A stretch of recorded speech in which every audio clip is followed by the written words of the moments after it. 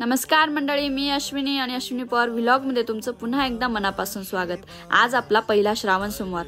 श्रावण सोमवार म्हटला की प्रत्येकाच्या चेहऱ्यावरती आनंद आणि भक्तिमय वातावरण झालेलं असतं। घरादारात बाहेर सर्वीकडे हर हर बोले, महादेव, शिवशंकर अशा काही गोष्टींचा जप चालू असतो। पूजा अर्चा चालू असतात। तसंच मी माझ्या गलीतल्या झाडांना पाणी टाकून पहिलं गुलाबाचं फूल तोडून गणपती बाप्पाला अर्पण केलं, पूजा अर्चा केली आणि सर्वांना सुखात ठेव असं बोलून मी माझ्या कामाला लागली। मग काय, कढईमध्ये तेल टाकून बटाटे आणि मिरच्या टाकून मस्त फराळ तयार केलं। हर्षाली आणि मी दुपारी फराळ खाल्लं आणि दुपारच्या वेळेला मस्त श्रावण सोमवार स्पेशल मेहंदी काढून दुपार एकदम भारी झाली। सायंकाळच्या तयारीला लागलो। श्रावण सोमवार स्पेशल आम्ही ठरवलं होतं की डाळबाटी करायची। मग काय, मी डाळबाटी करायला टकली। तुम्हाला सांगते, मला डाळबाटीचा स्पेशल रेसिपी व्हिडिओ टाकायचा होता, पण नेक्स्ट टाइम नक्की टाकेल। यावेळेस शॉर्टकट म्हणून आवरलं।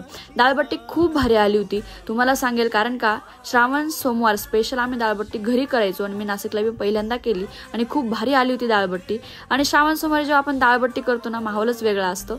सो तुम्ही पण करा, केली असेल तर कमेंटमध्ये सांगा की कोणी कोणी डाळबाटी आज खाल्ली आणि मेन म्हणजे माझी डाळबाटी कशी आली ते कमेंटमध्ये सांगायला विसरू नका। प्रत्येकाला हर हर महादेव, श्रावण सोमवारच्या खूप साऱ्या शुभेच्छा आणि नेक्स्ट श्रावण सोमवार आपण स्पेशल काहीतरी व्हिडिओ घेऊन येऊ। या व्हिडिओला लाईक, शेअर आणि सबस्क्राईब करा। सायंकाळी नैवेद्य ठेवला, नैवेद्य दाखवला आणि मस्त गणपती बाप्पाला वंदन करून डाळबाटीचा आस्वाद घेऊन उपवास सोडला।